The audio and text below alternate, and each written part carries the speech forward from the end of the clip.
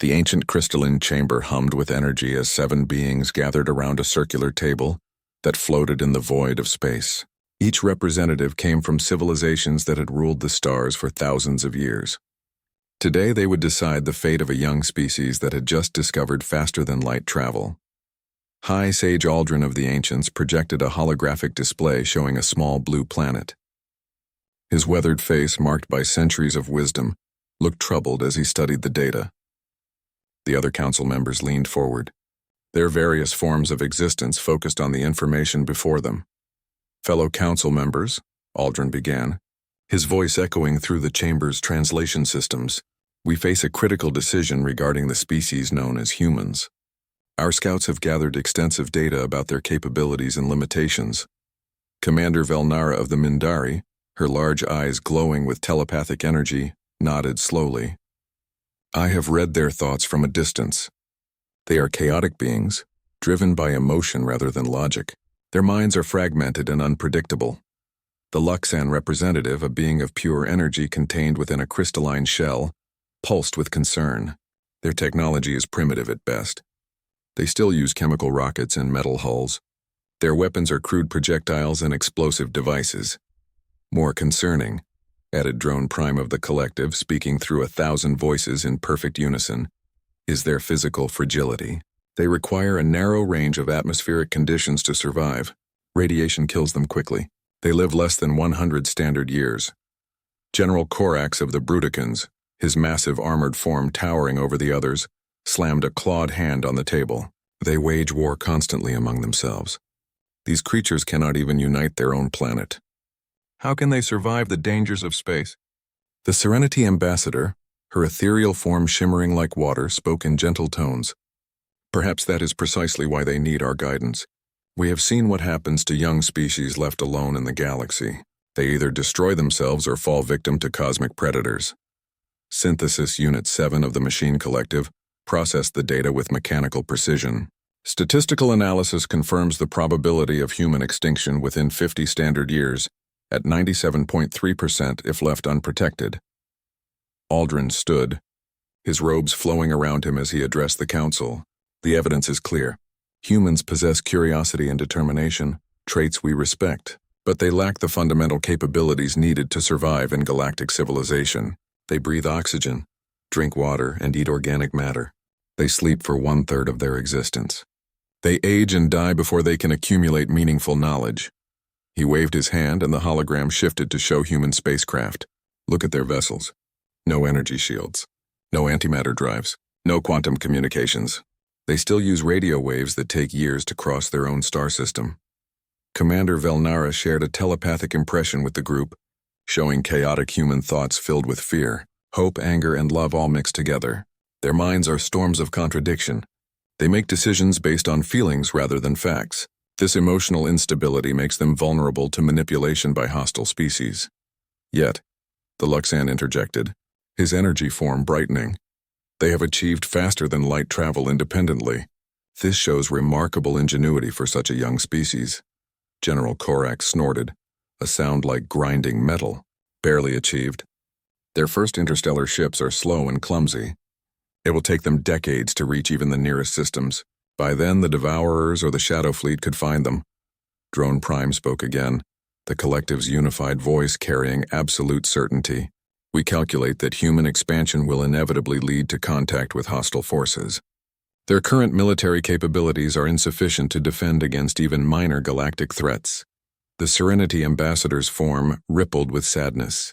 We have witnessed the extinction of 47 species in the past millennium. Each time we arrive too late to help. We cannot allow this to happen again. Synthesis Unit 7 projected detailed analyses. Human biology shows they evolved as persistence hunters on a high-gravity world. This gives them unusual endurance compared to most species, but their lack of natural armor or energy manipulation abilities leaves them defenseless against advanced weapons. Aldrin called for order as the discussion grew heated. The question before us is not whether humans need protection, but what form that protection should take. Do we establish monitoring stations in their system? Do we make formal contact? Do we relocate them to safer worlds under our guidance? Formal contact is essential, declared Commander Velnara. They must understand the dangers they face. Left alone, they will stumble into conflicts they cannot win. The Luxan pulsed in agreement. We could extend their lifespans, enhance their technology, give them the tools they need to survive. It is our duty as elder species. General Corax was less enthusiastic. Soft creatures like humans need constant protection. We would essentially be adopting them as permanent wards of the Council. Better wards than extinct, the Serenity replied softly. We have the power to guide them safely into galactic civilization. To deny them this chance would be cruel. Synthesis Unit 7 calculated rapidly. Resource allocation for human protection and development. Manageable. Expected time frame for technological advancement under guidance, 200 to 300 standard years. Drone Prime added, the collective agrees to provide educational matrices and technological templates, suitable for human cognitive limitations. Aldrin looked around the chamber at each representative. Then we are in agreement? Humanity requires immediate protection and guidance to prevent their extinction. One by one, each council member signaled their consent. The Mindari touched their foreheads in agreement. The Luxan brightened to full intensity. The collective spoke in perfect unison. Affirmative. The Brutican general nodded once. The Serenity's form shimmered with approval. The machine collective's lights blinked in confirmation. The vote is unanimous, Aldrin announced. We declare the human species to be under the protection of the 7 Species Council. A protection fleet will be dispatched immediately to establish contact and begin relocation procedures to safer worlds. As the council members began to disperse, none of them noticed the small error in their calculations. They had studied human technology, biology, and psychology extensively. They had analyzed human conflicts, social structures, and communication methods. But they had made one critical mistake in their assessment. They had confused adaptation with weakness. They had mistaken diversity for chaos. They had seen humans as they appeared on the surface, not as they truly were beneath. Far away on Earth, Admiral Stone reviewed the latest deep space sensor readings. Strange energy signatures were approaching the outer planets. Humanity's first contact with alien civilization was about to begin, but not in the way either species expected. The 7 Species Council believed they were about to save a primitive race from extinction. They had no idea they were about to encounter the most dangerous species the galaxy had ever produced. Alarm klaxons shattered the peaceful evening across every major city on Earth as massive alien ships materialized at the edge of the solar system. The vessels defied human understanding of physics, some appearing to be made of living crystal, others of pure light contained in geometric patterns, and still others that seemed to shift and change as they moved through space. Admiral Stone paced the command center deep beneath NORAD, his weathered hands clasped behind his back as he watched the tactical displays. 40 years of military service had prepared him for many scenarios, but not this. The alien fleet numbered in the hundreds, each ship larger than anything humanity had ever built. "Sir," called Lieutenant Harris from her station, "we're receiving a transmission on all frequencies simultaneously. It's somehow being translated into every Earth language in real time." "Put it through," Stone ordered. Though his jaw remained tight with tension, a melodious voice filled the command center, speaking with absolute certainty and goodwill. "Greetings, people of Earth. We are representatives of the 7 Species Council, protectors of galactic civilization. We have come to offer you safety and guidance as you take your first steps into the larger universe." Stone exchanged glances with his staff. The tone was friendly, almost parental, but something about it made his instincts scream danger. The voice continued, "Your species has been evaluated by our council, and we have determined that you require immediate protection from the many threats that exist in space. We are here to relocate your population to safer worlds where you can develop under our guidance." In the orbital research station above Earth, Dr. Kim Chen paused in her quantum mechanics calculations and looked out at the approaching fleet. As the lead scientist for humanity's experimental faster-than-light drive program, she had always known this day might come. But relocate the entire human population? That didn't sound like an offer she wanted to accept. Captain Diana Ross stood on the bridge of the exploration vessel Endeavour, humanity's most advanced ship, though it looked like a toy compared to the alien vessels approaching. Her crew of 30 had been conducting routine patrol missions in the outer system when the aliens arrived. Now they found themselves humanity's first line of contact with an alien civilization. "Captain," her communications officer reported, "one of the alien ships is requesting permission to dock. They want to speak with human representatives." Ross straightened her uniform and made a decision that would change everything. "Grant permission. But keep all weapon systems on standby." 20 minutes later, she stood in the docking bay as a shuttle unlike anything in human experience settled onto the deck. It made no sound and seemed to ignore gravity entirely. The airlock opened with a soft whisper, and out stepped a being that looked like it was made of starlight given form. "Greetings, human representative," the being said, its voice like crystal chimes. "I am Brightwing of the Serenities. I have come to explain why your species requires our protection." Ross kept her expression neutral despite her amazement. "Captain Diana Ross, Earth Defense Force. We appreciate your concern, but humanity doesn't require protection. We're quite capable of taking care of ourselves." Brightwing's luminous form pulsed with what might have been confusion. "But our analysis shows you are extremely vulnerable. Your lifespans are brief. Your technology is primitive. Your bodies are fragile. You cannot survive in most environments without artificial support." "Those aren't weaknesses," Ross replied calmly. "Those are just characteristics of our species. We've survived and thrived on Earth for hundreds of thousands of years. Earth is a protected world compared to the dangers of deep space," Brightwing explained patiently. "There are species that consume energy beings like myself. There are worlds where the radiation would kill you instantly. There are predator races that would see you as nothing more than amusing prey." Ross felt a chill at that last statement, but not for the reasons Brightwing expected. "And you want to relocate our entire species to avoid these dangers?" "Yes. We have prepared several garden worlds where humans can live safely. You would be given extended lifespans, improved technology, and protection from all galactic threats. Your children would grow up in a universe where they need never fear extinction." Back on Earth, Admiral Stone was receiving similar offers through official diplomatic channels. The aliens were unfailingly polite, but their message was clear. Humans were too weak and primitive to survive on their own. "Sir," Lieutenant Harris reported, "President Martinez wants to know our military assessment of the situation." Stone studied the tactical displays showing the alien fleet's positions. "Tell the President that we're looking at the most advanced technology we've ever encountered, but their deployment patterns are all wrong for an invasion fleet. They're positioned like shepherds trying to herd sheep, not wolves hunting prey." Dr. Kim was reaching similar conclusions from her analysis of the alien ship's energy signatures. Their technology was incredibly advanced, but it was built for entirely different purposes than human technology. Where human ships were designed for efficiency and adaptability, alien vessels seemed optimized for specific functions with little flexibility. Captain Ross was learning more about alien thinking with every minute of her conversation with Brightwing. "You mentioned predator races. Have you fought them?" "The Serenities do not fight," Brightwing replied with obvious pride. "We transcended violent conflict millennia ago. The Council's military members handle such unpleasant necessities." "So you've never personally faced these threats you're protecting us from?" "Personal experience with violence would be degrading to our evolved nature. We rely on data analysis and the combat reports of our allies." Ross felt pieces of a puzzle clicking together in her mind. These aliens were advanced, powerful, and genuinely wanted to help humanity, but they had never faced the kind of desperate, adaptable, innovative warfare that humans had perfected over centuries of conflict. The conversation was interrupted by an urgent transmission from Admiral Stone. "All ships, we have a situation. 3 alien vessels are attempting to rescue the research station on Europa. They're not responding to our request to withdraw."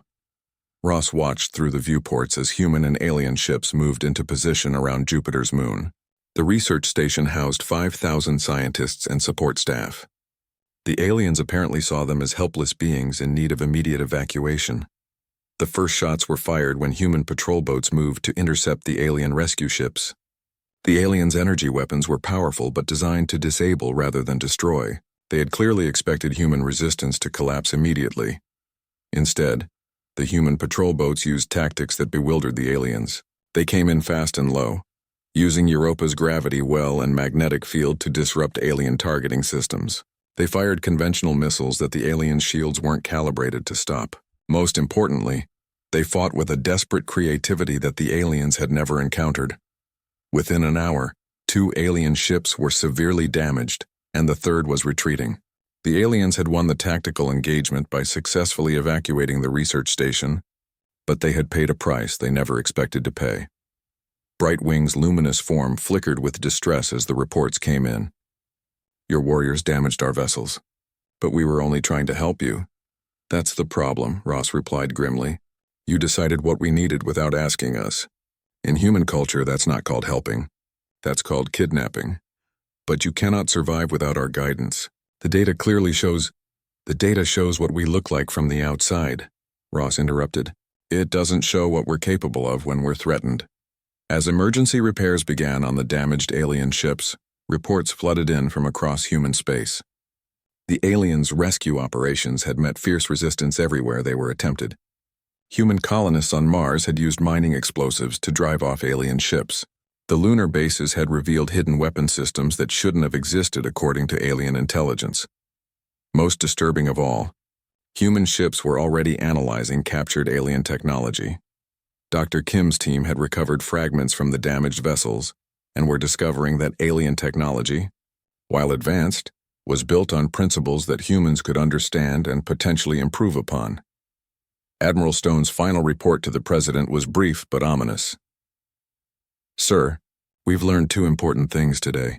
First, these aliens genuinely want to protect us, which makes them more dangerous than enemies because we can't predict their actions. Second, their technology isn't magic, it's just different. And if we can understand it, we can beat it." The Seven Species Council had expected gratitude from the humans they were trying to save. Instead, they faced something none of their careful analyses had predicted: a species that would fight to remain free, even if freedom meant facing dangers beyond imagination. The protection protocols were failing, and no one could understand why the humans wouldn't accept the safety being offered to them. Dr. Sarah Kim bent over the alien technology fragments scattered across her laboratory table, her eyes burning from hours of continuous work. The pieces of damaged alien hull material seemed to shift and change when she wasn't looking directly at them, but under her microscope, she could see the underlying patterns that made them work. "It's not magic," she muttered to her assistant, Dr. Williams, who was equally absorbed in studying an alien power cell. "It's crystalline matrix technology, but they're using quantum entanglement in ways we never considered." 3 weeks had passed since the first contact incident, and the alien protection efforts had only intensified. The Seven Species Council had interpreted human resistance as proof that humans were too confused and frightened to accept help. Their response was to increase the scale of their rescue operations. Across the solar system, battles raged as alien ships attempted to evacuate human settlements for their own safety. The aliens fought with weapons designed to disable and capture, while humans fought with everything they had to remain free. On the asteroid mining station Ceres base, engineer Pete Williams had just accomplished something the aliens considered impossible. Using salvaged parts from a disabled alien shuttle, he had reverse-engineered their gravity manipulation system and installed it in a human cargo hauler. "Control. This is Cargo 6, he reported over the comm system. "Artificial gravity is stable, and we're showing 0-point energy readings across all systems. The alien tech is compatible with our power grid if you adjust for the frequency differential." The response from Ceres Control crackled with excitement. "Pete, are you telling me you've built a working anti-gravity drive using alien parts?" "Not just anti-gravity. This thing manipulates space-time itself. We could reach the outer planets in days instead of months." Meanwhile, in deep space, Captain Ross found herself face-to-face with Commander Velnara of the Mindari aboard the alien flagship. The telepathic being's large eyes glowed with frustration as she tried to understand human thinking. "Your minds are chaos," Velnara said, her mental voice echoing in Ross's head. "I cannot predict your thoughts or intentions. This makes you dangerous to yourselves and others." Ross smiled grimly. "Maybe that's the point. Predictable minds make predictable tactics. Predictable tactics get you killed. But how can you function without mental unity, without shared consciousness? Your species operates as isolated individuals making random decisions. We call it thinking for ourselves. It's served us well so far." Velnara's frustration grew as she tried to read Ross's thoughts, only to find a swirling mixture of tactical planning, emotional responses, creative problem-solving, and random memories all existing simultaneously. To a mind accustomed to telepathic order, Human consciousness was like trying to drink from a waterfall. The conversation was interrupted by urgent reports from the battlefield. A combined human fleet had launched a coordinated attack on the alien rescue ships near Mars, using tactics that defied every principle of civilized warfare. Instead of engaging in formal battle lines, the human ships scattered in all directions, using asteroids, planetary gravity wells, and even solar radiation as weapons. Small teams of humans in modified mining suits had somehow infiltrated the collective's hive ships, causing system-wide malfunctions that left the massive vessels helpless. General Corax of the Bruticans watched the battle displays with growing amazement. His people were considered the finest warriors in the galaxy, but they had never seen anything like human combat doctrine. They attack from everywhere at once, he reported to the emergency council session. There is no pattern to their movements, no honor in their tactics. They use tools as weapons, weapons as tools, and somehow turn our own technology against us. High Sage Aldrin studied the reports with deep concern. The humans have adapted our technology to their ships in less than a month. Our projections indicated they would need decades to understand even basic principles. Dr. Kim had indeed cracked more than just basic principles. Working around the clock with captured alien technology, her team had discovered that alien devices were incredibly advanced, but also incredibly specialized. Each piece of technology did exactly what it was designed to do, but nothing more. Human technology was different. It was built to be modified, adapted, and used in ways its creators never intended. A mining laser could become a weapon. A communications array could become a sensor system. A cargo hauler could become a warship. The aliens build their technology like they build their societies, Dr. Kim explained to Admiral Stone during a secure briefing. Everything has its place and its function, but human technology is designed for chaos, for unexpected uses, for situations we haven't thought of yet. This philosophy extended to human tactics as well. While alien species had evolved specialized roles within their civilizations, humans were generalists. Every human could potentially fill multiple roles, adapt to new situations, and improvise solutions to unprecedented problems. The proof came during the Battle of Titan, where a single human research station held off an entire alien rescue fleet for 6 hours. The station wasn't even armed according to alien intelligence, but the humans had weaponized everything from atmospheric processors to ice mining equipment. Dr. Williams, who had been transferred to Titan to help with the defense, later described the battle in his report. We used the atmospheric processors to create localized storms that disrupted their sensors. The ice miners became mass drivers, shooting chunks of frozen methane at near light speed. We even turned the communication dishes into electromagnetic pulse generators. But the most shocking moment came when the aliens discovered that humans could perceive and interact with Luxan energy beings directly. During a failed rescue attempt at the Lunar Research Facility, human scientist Dr. Lisa Park had somehow grabbed a Luxan scout with her bare hands. Impossible, the Luxan representative pulsed with confusion during the emergency council meeting. We are pure energy. Physical matter cannot interact with our forms without specialized equipment. Yet video recordings clearly showed Dr. Park wrestling with a ball of sentient energy, somehow preventing it from escaping while her colleagues scanned it with improvised sensors. The implications were staggering. Synthesis Unit 7 of the Machine Collective processed the data with growing computational strain. Human neural patterns are incompatible with logical analysis. They make decisions using processes that our models cannot predict or replicate.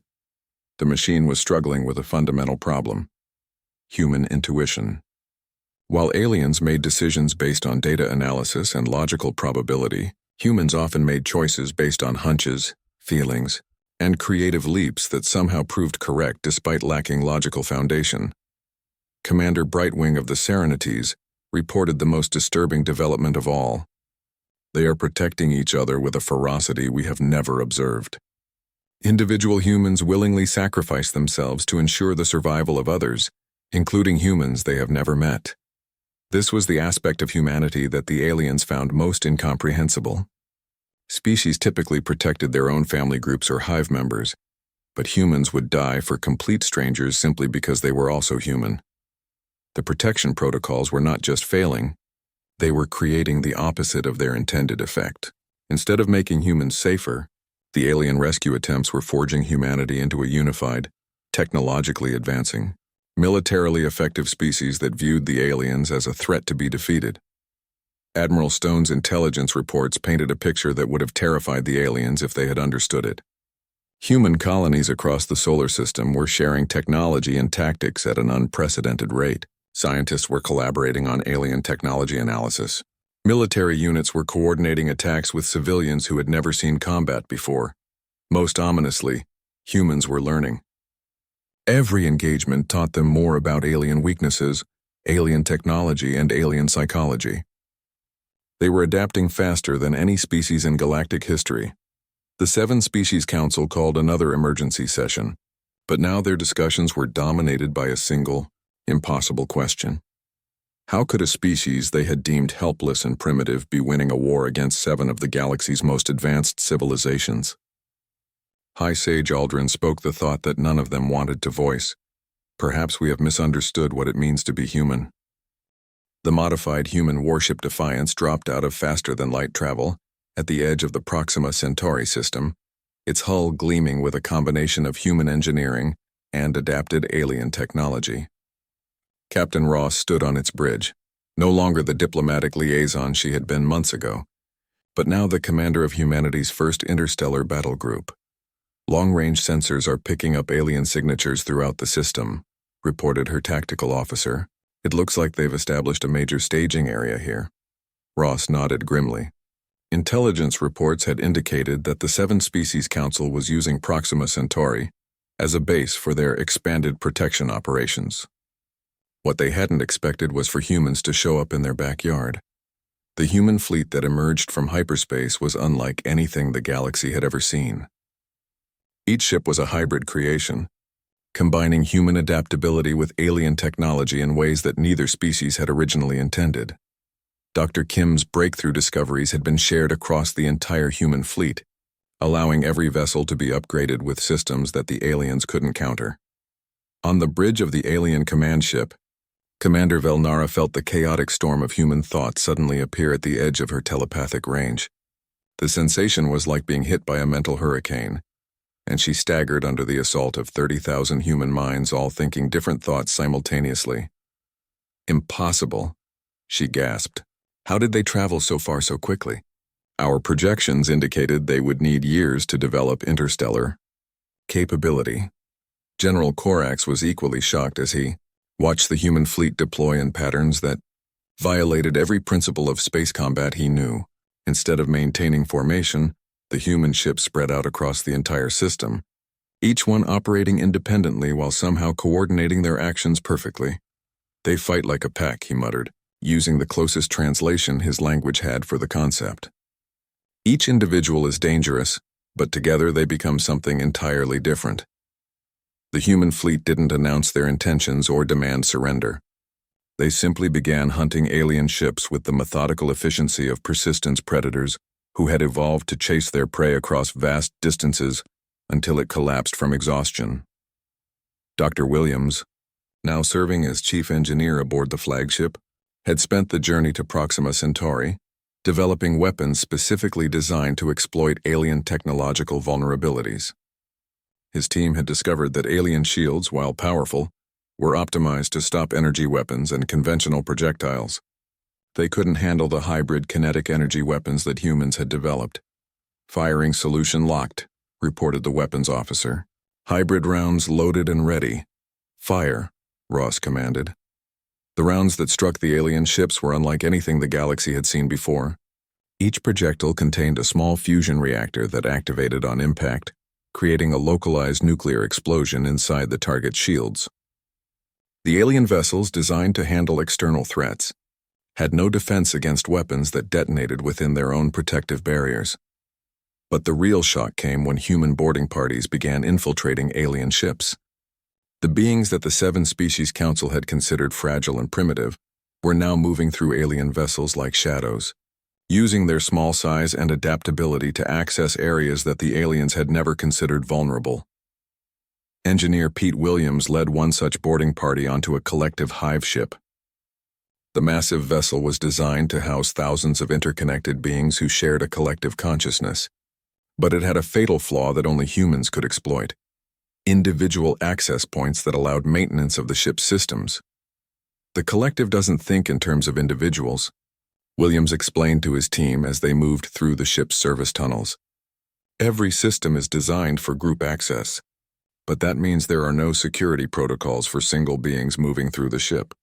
Within hours, human teams had taken control of the ship's navigation, life support, and communication systems.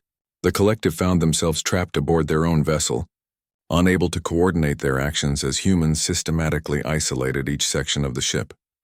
Meanwhile, Dr. Park had made another breakthrough that sent shockwaves through the alien fleet. Working with captured Luxan technology, she had learned to not only interact with energy beings, but to actually disrupt their coherence patterns. It's like learning to speak their language, she explained, during a brief communication with the fleet command. Luxans are pure energy, but energy follows patterns. If you understand the patterns, you can change them. Her demonstration involved reaching out with modified equipment and actually reshaping a Luxan scout, temporarily transforming the energy being from its natural form into something that resembled a human silhouette. The Luxan representative aboard the alien command ship pulsed with terror as he watched the recording. They can alter our fundamental existence. This is beyond any technology we possess. But perhaps the most significant development was happening in human space, where Dr. Kim had achieved something that the aliens considered theoretically impossible.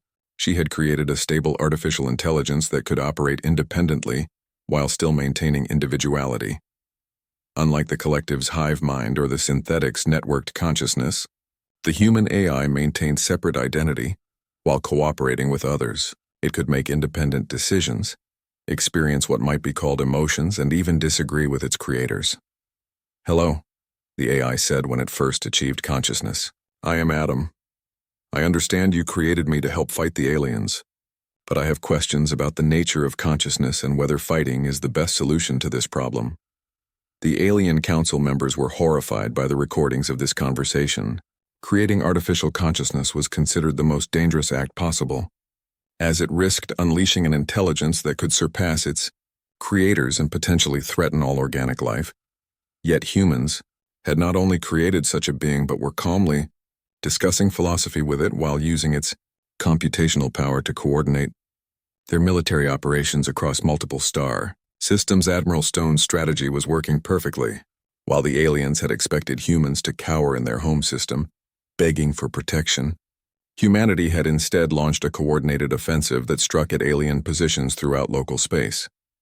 Human ships appeared at mining facilities, research stations, and communication relays, always with the same message: "Leave human space immediately, or we will remove you by force." The aliens were discovering that humans didn't just fight to win. They fought to ensure their opponents could never threaten them again. Captured alien vessels were stripped of useful technology, then destroyed completely. Alien personnel were returned unharmed, but with detailed scans of their biology and psychology that would allow humans to counter them more effectively in future encounters. Most disturbing of all, humans seemed to learn from every engagement. Tactics that worked once against human forces never worked twice. Technology that gave aliens an advantage was quickly countered by human adaptations. The turning point came during the Battle of Wolf 359, where a massive alien rescue fleet encountered a small human patrol group. The aliens outnumbered the humans 50-1 and possessed superior firepower. But the engagement lasted less than 30 minutes before the alien fleet was forced to retreat. The human commander's after-action report was typically brief. Enemy vessels were configured for rescue operations, not combat. We exploited their non-military systems to disable their propulsion and communications, then offered them safe passage out of human space. 47 alien ships accepted our terms and withdrew. 3 ships attempted to continue rescue operations and were destroyed. Captain Ross received news of the victory while coordinating the evacuation of alien forces from the Proxima Centauri system. The aliens were leaving, not because they had been defeated in battle, but because they were beginning to understand that their protection was neither wanted nor needed. Commander Brightwing approached her under a flag of truce, his luminous form flickering with confusion and something that might have been respect. "Your species continues to surprise us," he admitted. "We came to protect you from galactic dangers, but you have become the most dangerous force we have ever encountered." Ross considered his words carefully. We're not dangerous to those who don't threaten us, but we will never accept being caged, even if the cage is made of good intentions. The Council is beginning to understand this. We may have misjudged your capabilities. You misjudged our nature, Ross corrected. Our capabilities were always there. You just had to give us a reason to use them. As alien ships began their withdrawal from human space, reports flooded in from across the galaxy. Other species had been watching the conflict between humans and the Seven Species Council with growing interest. The galaxy's established order was changing, and everyone wanted to know what role humanity would play in the new paradigm.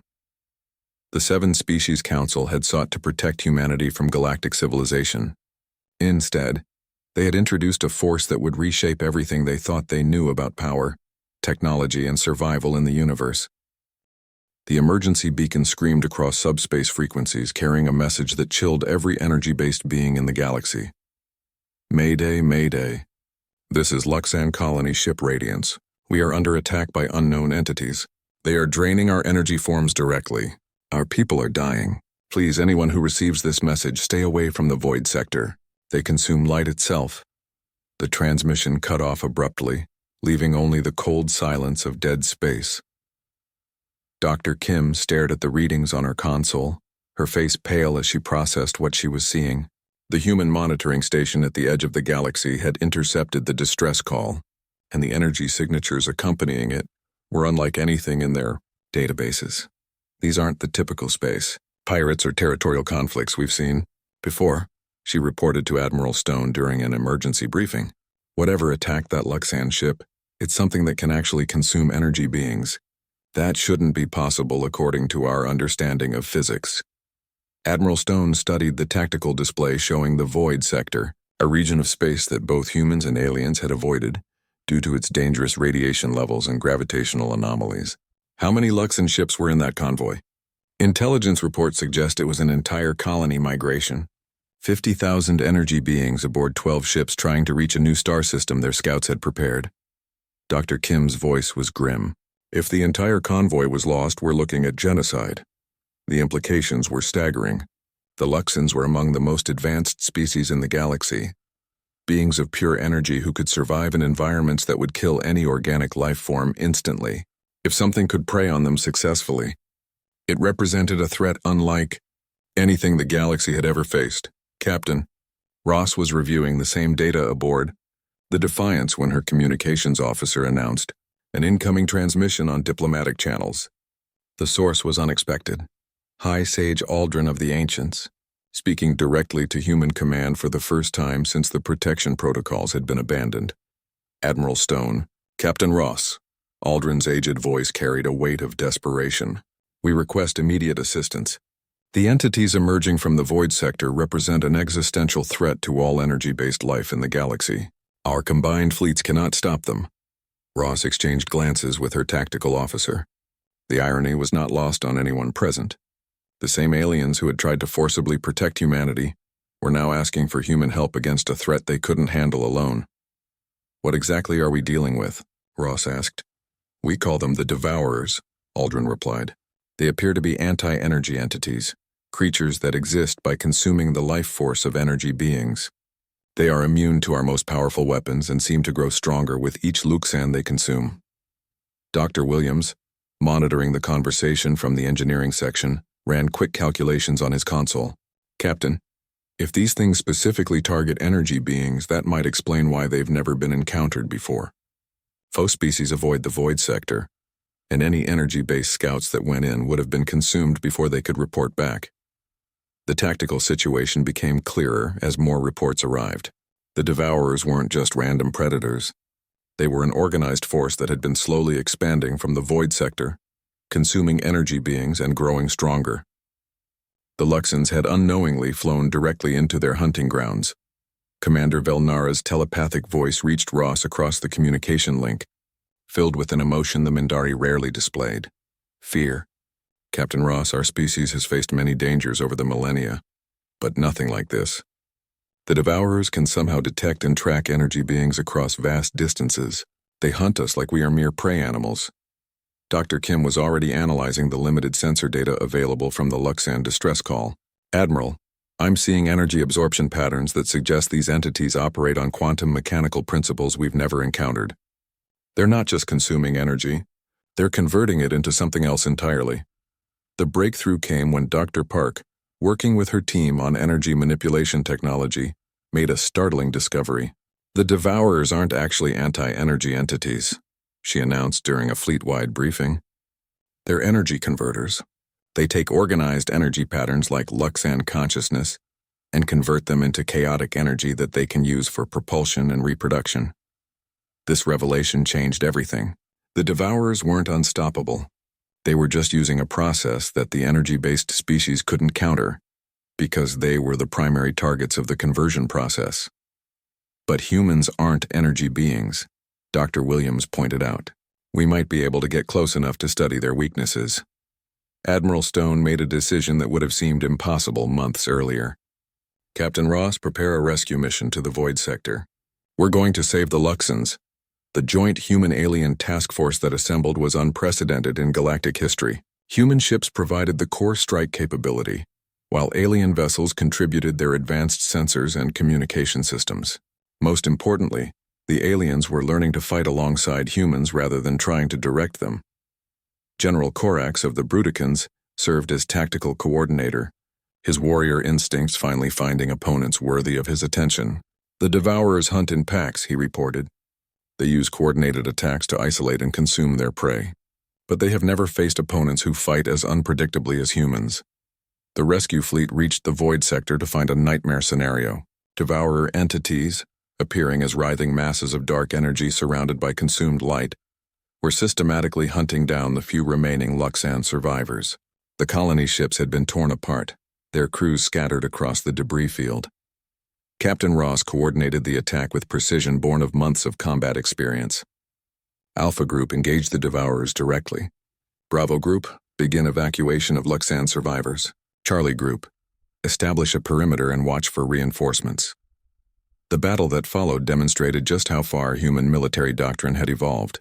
Instead of trying to match the Devourers' energy manipulation abilities, human ships used kinetic weapons and electromagnetic pulses to disrupt their coherence patterns. Dr. Park's energy research proved crucial when she discovered that humans could actually shield Luxan beings from Devourer attacks by creating interference patterns with modified equipment. It's like static on a radio, she explained over the tactical network. The Devourers target specific energy frequencies, but we can jam those frequencies and make the Luxans invisible to them. The turning point came when Engineer Williams successfully modified a human ship's reactor to produce a feedback pulse that not only disrupted Devourer attacks but actually damaged the entities themselves. They feed on organized energy, he reported. But chaotic energy disrupts their feeding process and can even force them to release consumed energy back into space. Within 6 hours, the human fleet had not only rescued the surviving Luxans, but had driven the Devourers back into the deeper regions of the Void Sector. Most importantly, they had captured several disabled Devourer entities for study. The rescued Luxan survivors were transferred to human medical facilities, where Dr. Kim's team worked around the clock to help them recover from partial energy drain.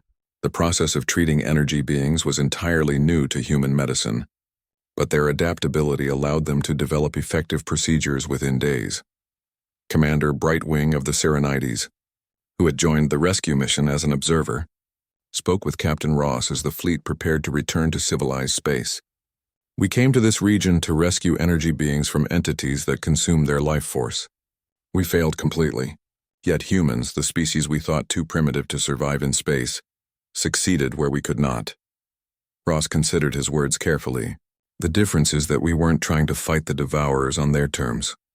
We used our terms, our methods, our understanding of the problem.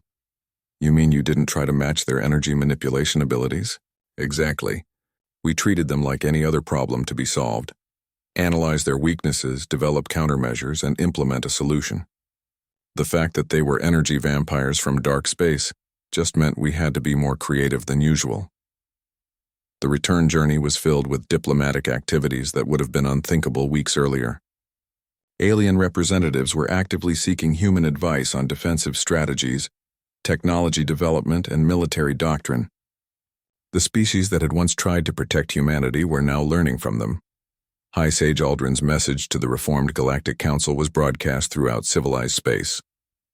The Seven Species Council formally requests that humanity be offered full membership in galactic civilization, not as a protected species, but as a guardian species responsible for the defense of all member worlds. Dr. Kim received similar requests from scientific communities across the galaxy.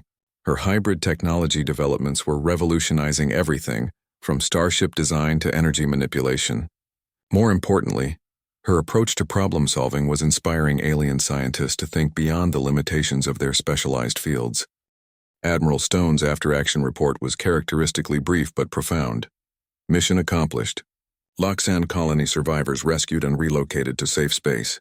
Devourer threat assessed and countermeasures developed. Recommend establishment of permanent human patrol presence in Void Sector to prevent future incursions. But the most significant change was in how the galaxy viewed humanity.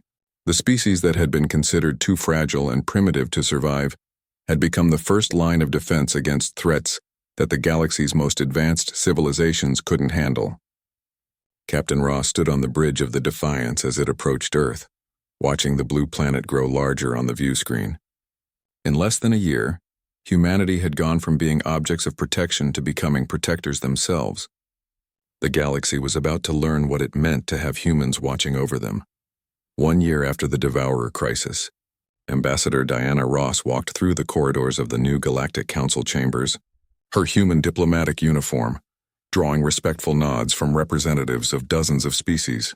The crystalline halls that had once hosted discussions about protecting humanity now echoed with conversations about human protection protocols for other worlds. The transformation had been remarkable and swift. What began as a misguided attempt to save a primitive species had evolved into the most successful interspecies cooperation initiative in galactic history. Humans had not replaced the old council system. They had fundamentally changed how it operated. Dr. Sarah Kim stood before a gathering of the galaxy's top scientists, presenting her latest research on adaptive technology development. The audience included beings from 17 different species, all eager to learn human approaches to problem-solving. The key difference between human and traditional galactic technology, she explained, is that we design our systems to be modified by the user rather than perfected by the creator. Every human tool is built to become something its maker never imagined. In the audience, Synthesis Unit 7 of the Machine Collective processed this information with what could only be described as excitement. The artificial intelligence had spent months studying human innovation patterns and had reached a startling conclusion.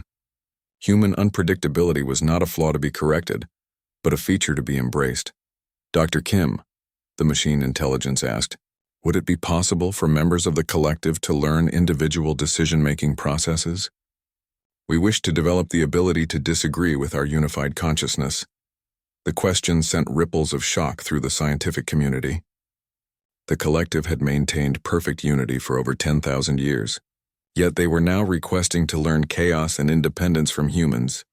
Meanwhile, in the Outer Rim territories, Captain Stone led a patrol fleet through the Epsilon sector, responding to a distress call from a species that hadn't been discovered when the original Seven Species Council existed. The crystallites were silicon-based beings who lived in the heart of gas giants, and their entire civilization was under threat from solar flares that their technology couldn't handle. This is Admiral Stone of the Human Protection Fleet, he announced, as his ships approached the threatened world. We received your distress call and are here to assist. The response came in harmonious crystal chimes that the universal translator converted to grateful words. Humans, we have heard stories of your kind. They say you protect species that cannot protect themselves. That's what we do, Stone replied simply. Now let's figure out how to save your world. The solution came from an unexpected source.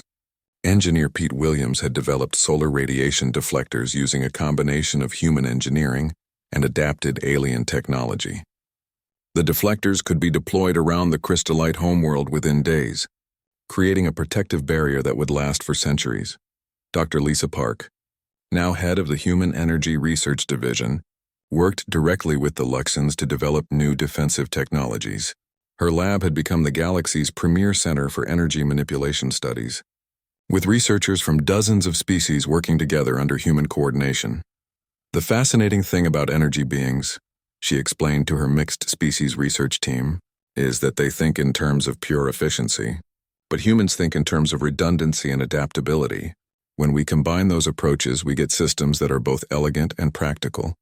Her latest project involved creating portable energy shields that could protect entire colonies from devourer attacks. The technology was based on human chaos theory combined with Luxan energy manipulation, resulting in defensive systems that were impossible for the devourers to predict or counter. The transformation wasn't limited to technology and military affairs. Commander Brightwing of the Serenities had established the first interspecies cultural exchange program, where young beings from different worlds lived and worked alongside humans to learn what he called beneficial chaos thinking. Humans taught us that conflict and disagreement are not always destructive, he reported to the council. Sometimes they are necessary for growth and innovation. We are learning to embrace productive disagreement while maintaining our peaceful nature. The most significant change had come in how galactic civilization handled threats. Instead of specialized response teams from individual species, the new protocol involved mixed species task forces led by human coordinators who could adapt to any situation. When the crystalline miners of asteroid belt Gamma 7 were threatened by space pirates, the response team included Brutakan warriors for direct combat, Mindari telepaths for intelligence gathering, and human engineers who turned the asteroid mining equipment into defensive weapons. When a plague threatened the agricultural worlds of the Beta sector, human doctors worked with Serenity healers and collective medical databases to develop treatments that no single species could have created alone. Ambassador Ross found herself in the unique position of being humanity's primary representative to a galactic civilization that now depended on human protection. The irony was not lost on her as she prepared for the day's council session. "Order, order," called High Sage Aldrin, his ancient voice now carrying a tone of respect rather than condescension when addressing the human representative. "Ambassador Ross, we have received 17 new requests for human protection services this week. How should we prioritize these requests?" Ross consulted her datapad, which contained reports from human protection fleets scattered across the galaxy. The Tidepool Collective near the Galactic Rim takes priority. They're facing an environmental disaster that could destroy their entire ecosystem within days. The other requests can be handled by our standard response protocols. The efficiency was remarkable. What had once required months of debate and bureaucratic procedure now took minutes of practical discussion. Human approach to crisis management had streamlined galactic governance in ways that centuries of traditional methods had never achieved. Dr. Adam, the artificial intelligence created by human scientists, served as the Council's computational advisor. His unique perspective as an individual consciousness with access to vast databases made him invaluable for analyzing complex galactic problems. "I have completed my analysis of the migration patterns of species in the outer spiral," Adam reported. 3 worlds will require evacuation within the next 50 years due to stellar instability. I recommend beginning preparation for human-led evacuation protocols now. The recommendation was approved immediately. No one questioned whether humans could handle such a massive undertaking. Over the past year, they had successfully managed everything from rescuing energy beings from cosmic predators to relocating entire populations away from solar catastrophes. Commander Velnara of the Mindari approached Ambassador Ross after the session ended. Her telepathic abilities allowed her to sense the complex mixture of responsibility, determination, and humility in the human's mind. "Ambassador," she said, "I must ask you something that has puzzled our species for months. Humans now have the capability to dominate galactic civilization. Your technology, your military prowess, your problem-solving abilities surpass most of our member species. Yet you continue to serve rather than rule. Why?" Ross considered the question carefully. It was one she had asked herself many times over the past year. Because ruling and protecting are different things. Rulers make decisions for others. Protectors help others make their own decisions safely. But surely the temptation exists to use your power for your own benefit. Of course it does. But the moment we start making decisions for other species instead of with them, We become exactly what you were when you tried to protect us. Well-intentioned tyrants. Ross smiled. Besides, we've learned that we're stronger when we work together than when we work alone. The conversation was interrupted by an urgent transmission from the outer galaxy. A new species had been discovered, one that appeared to be in the early stages of developing faster than light travel. The discovery protocols called for immediate assessment and potential protection services. But this time, the approach would be different. Instead of a council of elder species deciding what was best for the newcomers, the first contact team would include representatives from multiple civilizations, led by humans who understood the importance of choice and self-determination. Ambassador Ross approved the mission parameters with a sense of satisfaction. The galaxy had learned from its mistakes. New species would be offered guidance and protection, but only if they requested it. The age of forced salvation was over. As she watched the diverse crew of the contact ship prepare for their mission, Ross reflected on how much had changed. A year ago, humanity had been considered too primitive and fragile to survive in space. Now they were the guardians of galactic civilization, not because they were the strongest or the smartest, but because they understood that true strength came from helping others become their best selves. The final message in her daily report to Earth was brief but profound. Galactic civilization is secure. Humanity has found its place not as rulers or subjects, but as partners in building a universe where every species can thrive according to their own nature and choices. In the depths of space, human protection fleets patrolled the shipping lanes, responded to distress calls, and stood ready to face threats that no single species could handle alone. They had become exactly what the Seven Species Council had tried to be, but they had achieved it by embracing the chaos, adaptability, and cooperative spirit that made humanity unique. The galaxy was safer because humans were watching over it, and humanity was stronger because they had chosen to serve rather than conquer. It was a partnership that would endure for generations to come, built on the understanding that protection without choice was imprisonment, but protection with respect was the foundation of true civilization.